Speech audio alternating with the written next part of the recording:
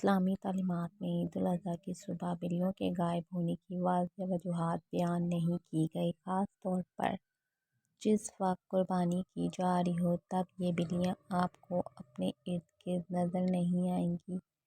جس کی وجہ سے کئی لوگوں کے ذہنوں میں یہی خیال آتا ہے کہ ایسا کیوں ہوتا ہے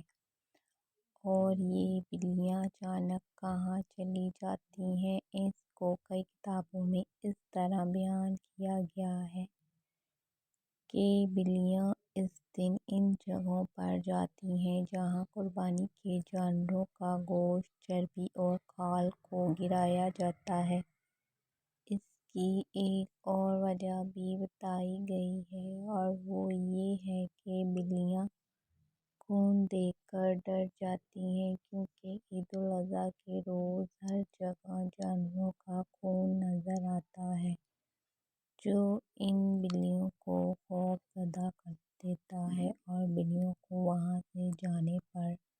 مجبور کر دیتا ہے۔ جبکہ ایک حیران کن بات یہ ہے کہ جس کے بارے میں ہم نے کبھی توجہ نہیں دی، لیکن اس کے بارے میں ایک